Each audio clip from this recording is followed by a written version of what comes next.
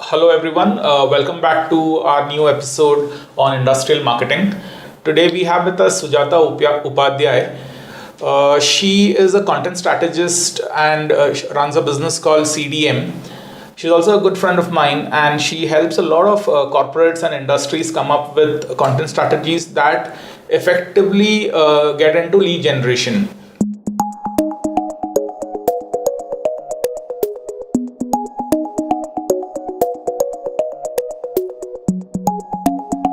Welcome, Sujata, to the episode today. Thanks, Bejoy. We'll do that once again. You remember on the audio podcast, I wanted to ask you: is it content or content?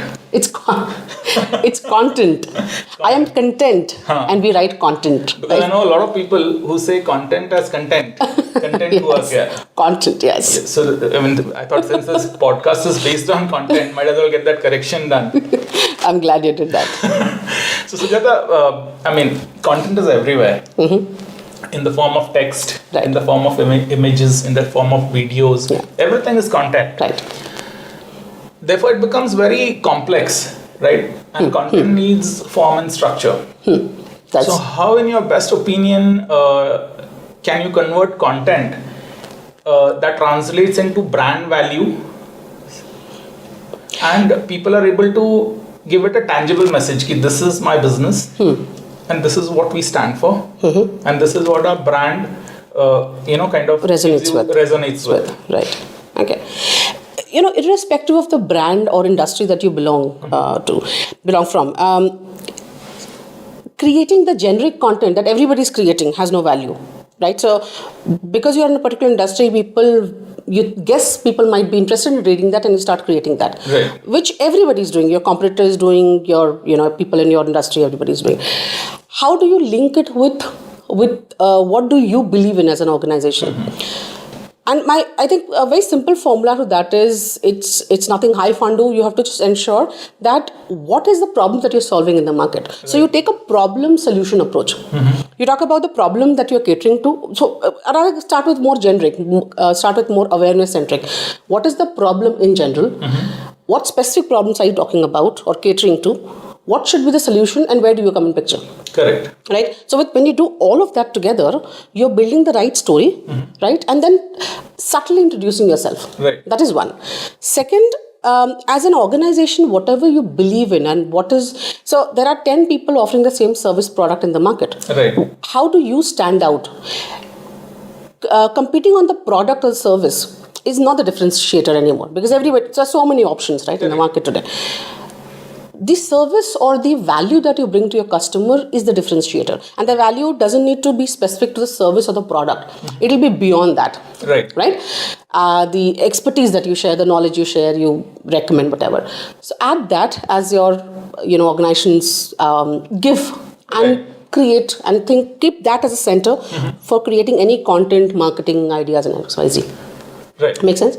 Absolutely. I always thought that branding is a feeling in the stomach than anywhere else. So your answer does align towards that. So Sujata, this leads to the second question, wherein for a lot of people, whatever brand as we discuss, whatever content as we discuss, which is in any format, text, video, image, the end result should be that, especially the domain that we cater in, B2B, and because their sales curve is very long, they need a yield in terms of trust, right? Credibility, yes. And a new form factor that has evolved is content also needs to be a lead generation engine. Yeah. Right? Okay. Once you have the lead, then you establish the credibility, and after they finish the work, the trust follows. So putting all these things together, like lead generation, credibility, and trust. How do you think content can be distributed in those phases? Interesting question. Very similar to the marketing funnel that we know about, right? Right. Tofu, mofu, and wofu, right? Yeah. This has align that with I'll rather align that with the response. May I just interrupt you? Yeah. Let's just kind of also tell the full form of tofu, it's top of the funnel. Middle of the funnel and bottom of the funnel. It simply means that you have whatever you create as a marketing content, it is for the awareness stage. The tofu is for everybody. Correct. You don't know who's consuming it, right? Could be your target market, might not be. Then you refine that further, and there are ways to refine that, and you bring the middle of the funnel is where people, at least a target market is consuming that information. And the bottom of the funnel is where, for sure, they might have a requirement and you are trying to, you are looking at giving them more credible, more proof of your expertise kind of work, right? Like case studies and testimonials, all of that come in, right? So when you, as I said, similar to tofu, mofu and bofu, and you have, initially if you start with more of thought leadership content, where CXOs, experts from the organization, are sharing their views. You don't have to be very specific to your product and service, but you're talking about in general about the market, the trends, about which direction should this product service industry go in. So you're sharing your opinion, you're sharing your intelligence, right? It attracts people to come to you, start following you. Then more strategy, and hence content strategy plays a very important role. You just don't have to create. Why are you creating? That is very important, right? So once this is done, this part, let's say you've run for a month, 2 months, 3 months, whatever. Then you move to a section which, again, similar to the middle of the funnel concept, where you are talking about more in terms of very problem specific, more catering to your target market, not talking generic, talking specific. Here is the problem, here is the solution. And how do we what is our approach? What is the process, methodology, use cases that you want to talk about? This is where the credibility building starts. Correct. Right. So earlier you are getting to know as a brand, to be known as a brand, right? With the first set. Second set is where the credibility building starts. The third set, where you actually start refining, where people say, oh, they have done it, been there, done that. They know it. Oh, I have a requirement. Let me go and talk to them, or let me ask for more specifics. That's where the case studies, your success stories, your client testimonials, more specifics come in picture. That's where the lead generation, the funnel starts. So your answer basically also ensures that none of these tactics that you've suggested, ChatGPT can help. Right. So now people, I think, are looking at content wherein they also want to see the person or speak to the person who sent the email. Because if the email looks something else and the person behind comes across someone else. True. So, therefore, you correctly mentioned about thought leadership, right? So, we have a lot of our clients who are not generally comfortable with English as a medium of communication. Or because most of our clientele, the people behind the business are engineers, neither are they good at marketing communications per se, right? So what would be a good start point for someone to create authentic content? Okay, interesting question. Now, generally, I would say when let's say you're doing a video as one of the to share your thought leadership, the language isn't the barrier, shouldn't be the barrier. Right. You think you can talk in Hindi, convey the same thing in Hindi as the primary language in India, or you're looking for more regional because your target market is regional, go ahead and do that. Right. People today, with so much of information available on the internet, what they're looking for is something which is more authentic, right? As the word that you used, rather than which language. That at least people that I have worked with, I have seen that they don't care about. You should know English was a thought process earlier. It is not today. Yes. Are you talking sense? Because there's so much information available, so you should be able to give that authenticity. Now, but at the same time, not knowing English, which is a global language, will have its drawbacks as well. Right. Like on LinkedIn, you can't do that. You can't write in any other regional language. Yeah. That's why there are people who can create, like content writers like us as well, right? So we work with different CXOs. We call it the CXO branding as one of the offerings, right? Where the CXO in their language, we have these meetings or a call every week, 15 minutes of information saying, this is what I want to talk about, this is my knowledge, this is whatever. You've shared it. Now, we as writers are writing it on their behalf, Right. and writing in their style as well. Correct. Right? Correct. And putting it on LinkedIn. So language is not the barrier. You have support systems around you which you can utilize. Right. So it's, as you're rightly saying, it's important to get started. Absolutely. Take help from experts. Absolutely. And be consistent. Yes, be consistent. Very, very important. Right. Sujata, when we meet a lot of our clients, as I said, they are engineers. Marketing communication is not their core. Right. So a lot of times they get influenced. कि दोस्त ने बताया या किसी colleague ने बताया. Right. Right. So this question also is about getting a start point, which we discussed earlier. So they ask us, they say कि चलो अपन Instagram पे कुछ करते हैं. Right. Probably because they see Instagram in the morning. Correct. Some of them ask कि LinkedIn पे करते हैं. Few of them discuss कि case study करते हैं या white paper करते हैं. Very few of them. But then we do get that conversation also. Right. So what in your best opinion is a structured way of do this first, do this later, do this third. At the end of the day, they get some form of purchase interest or Right. lead generation. Right. Right. And lead generation, when I mean, see, in manufacturing, lead generation does not happen like B2C. It cannot. Right? There is no trigger to buy. Correct. Right? Correct. So considering that, for them, the sales curve is very long. For them, it's more about nurturing. Yeah, right? And at certain point, there is a lead. So Correct. how do you recommend they take an approach here? Right. And you rightly said that, so from the marketing approach or a direct lead generation, there is lead generation methods as well. There's no immediate lead that is going to come. What you're looking in manufacturing as an industry is that you build that visibility. People should know you. They should know what value can you bring, what product service are you offering. So when they have a requirement, they come to you. They Right? come to, and once it's through, Sujata, then it becomes like a account-based thing. Absolutely. Absolutely. So this is a very simple method. There is no way for you to generate lead. I wouldn't say no way, but that's not the primary model that you can focus on here. Now, to ensure the visibility is there, few things that a manufacturer should do, irrespective of whatever they are manufacturing, is ensuring a presence on LinkedIn, because you're a B2B market. Yes. You need to have a presence on LinkedIn. Yes, you can utilize Meta also. Right. But is your target audience there? Are the decision maker there? Is what you need to think about. So having the presence on LinkedIn, having a website for sure. I mean, if there are manufacturers who don't have a website even today, websites today are how visiting cards were earlier.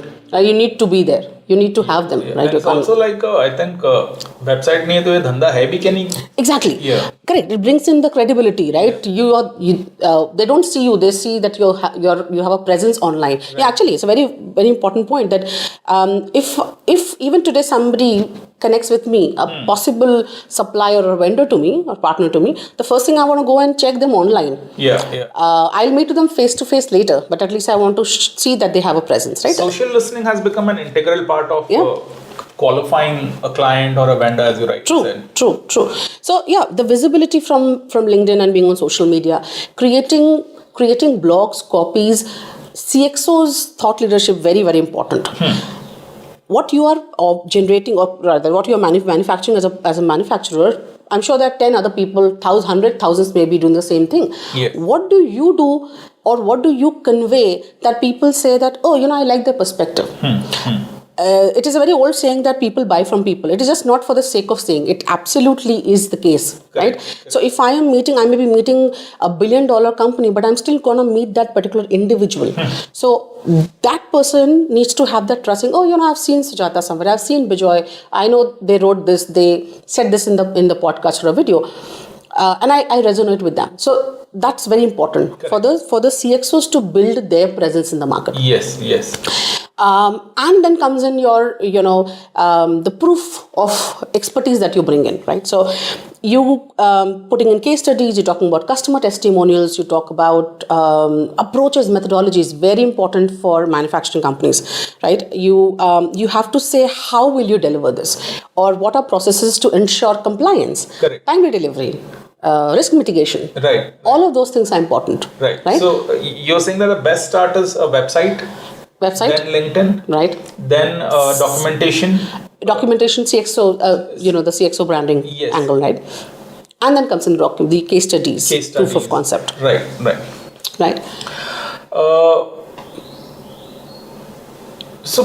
Sujata, like one side of the business we discussed, correct? Jahan pe we are speaking about till the point business is delivered.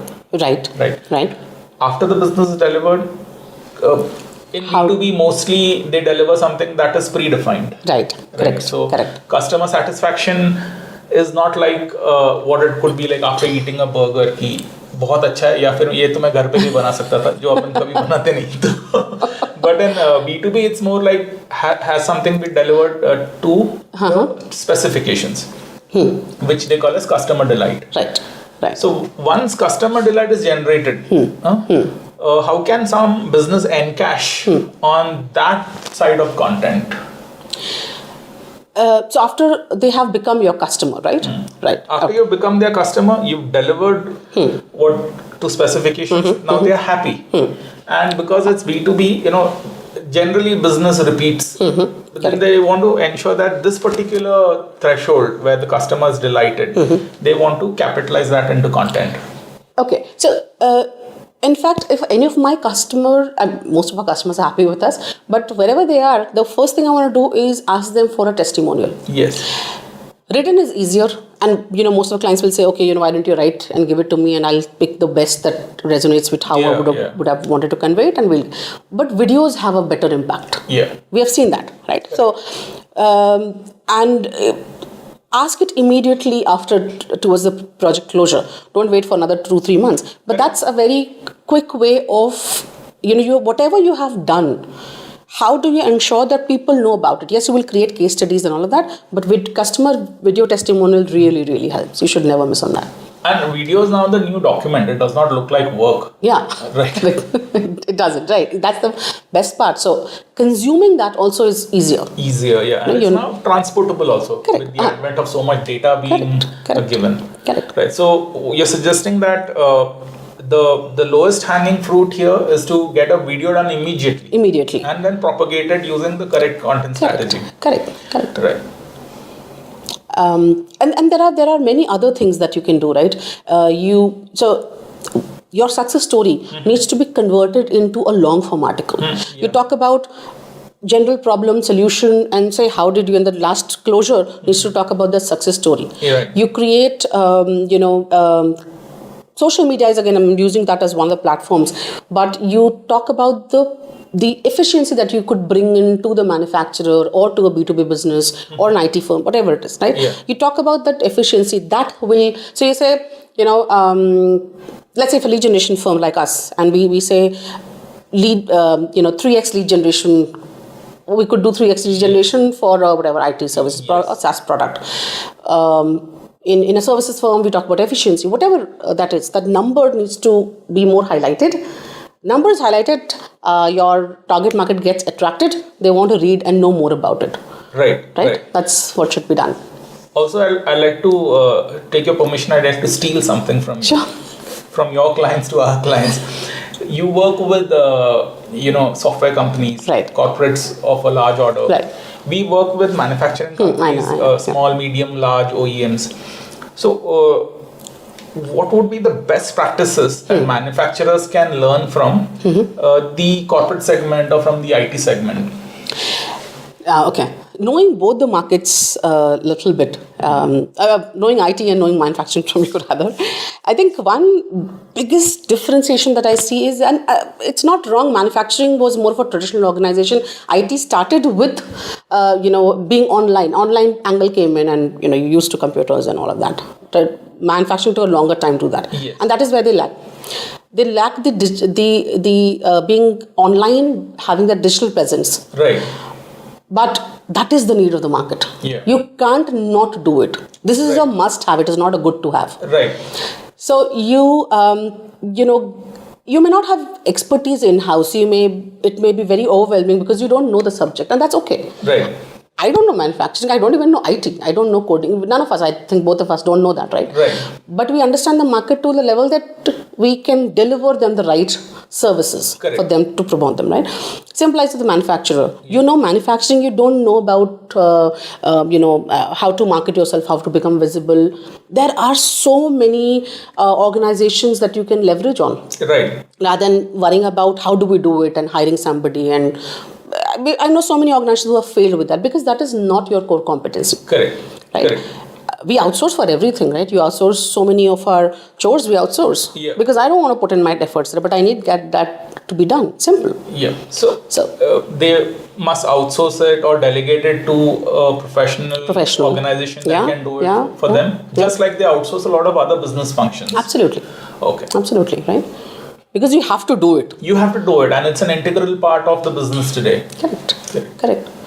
So you have an order. Let's say again talking about manufacturing companies, you have an order. Your production is on and all that. But what next after 3-6 months once you have delivered this? Right. So how do you build a pipeline? Even if the sales cycle is 3-6 months, 9 months, 10 months, whatever it is, you have to start building now. So you have it later. And I think a lot of businesses on all sectors, particularly in India, after the change in administration in the West largely, have realized that you cannot be dependent on one single market and you can't speak only one language like English and get through. Remarketing, recommunication has become critical. Right.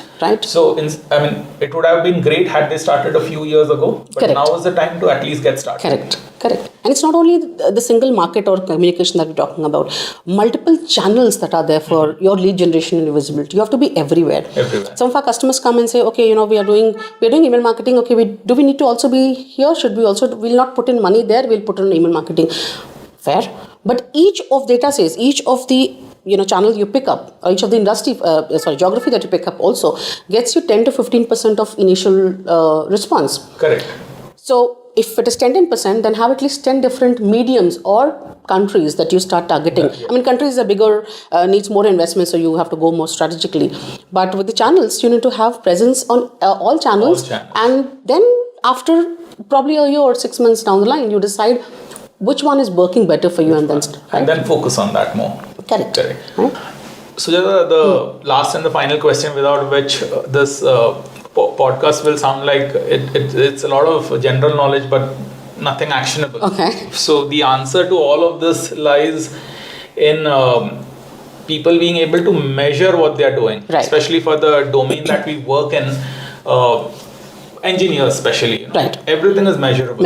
What is not measured is completely, it didn't happen. It's very generic, or it didn't happen. So, what would be some good tools for the clients to measure content? And in fact, to ensure that also if this tool can help them identify gaps and what could be the next step. Any of this here, I am sure that AI plays a critical role. Yes, I mean it's a very good question because it's actually a question that I get a lot from different clients and prospects of ours, and I love answering this question. I wouldn't talk about tools that help you measure, content. There are many, okay, but depends on what are you tying the content with. So when you're running an ad and utilizing content, you can measure the ad, not specifically the content. So you can, but you can't. It's a gray area. You creating a lot of content, distributing it via SEO, you can measure the results. So content, of course, plays a part. But there's, if you are looking to directly kind of measure what a blog, let's say a blog, is the blog getting traffic on the website, you can measure that. But it's beyond that, right? If you're expecting content to act as your lead generation medium, that is not the best practice.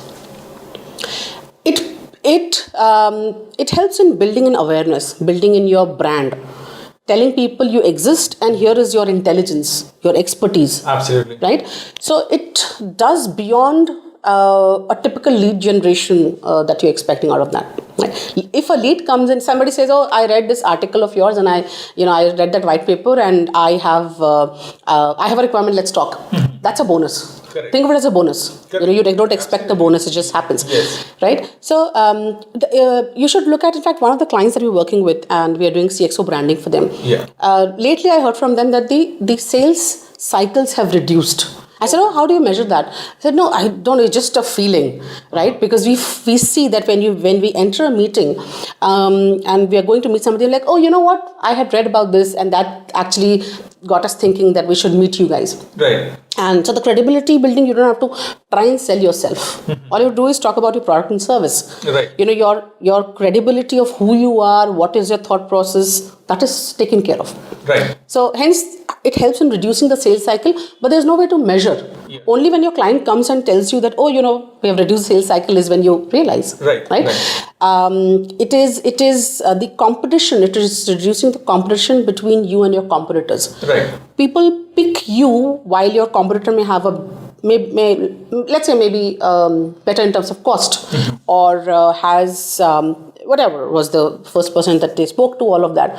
But they have seen you more. Correct. You're visible everywhere. Right. You are on, for example, third-party sites like Clutch, Capterra, G2 Firms, right? You are active on LinkedIn, Meta, all of that. Okay. You're doing white papers. Your CXOs are talking. That, to me, and again with our experience, I'm sure that happens in manufacturing. Yes. Manufacturers who are more active online will have a better conversion or a quicker conversion, right? So you can't measure it. Sorry to disappoint you that way. But also, I can place a parallel, and I'm the wrong guy to place this parallel. It's like going to a gym to maintain a healthy lifestyle. You can't keep measuring what you do, but it's a feel-good factor. Correct. Absolutely. Very good example. Right? So you keep the input consistent, and you get a feeling whether it's working or not. Correct. Definitely, there will be tools to measure, yes, but the feeling is paramount. Correct. There are tools to measure, but all I'm saying is content is part of marketing, not of lead generation. Right. Not of sales, right? So you have to look at it beyond. Is it helping you overall to become a better brand? Better candidates, are you able to hire better candidates, employees? Yeah. That also is a factor. That also. Right? Yeah. Right. Okay. Sujata, so we've had a very good discussion wherein a lot of our listeners will be able to at least get a start point. Yeah, great. And also know that what is the way ahead. So thank you, Sujata, for your time today. Pleasure. And for those who want to get in touch with Sujata for their content strategies or content development, which leads to lead generation at the end of the day to make it more tangible, what I've done is we've kept a QR code at the end of this video, which you can scan and get in touch with Sujata. Thank you once again.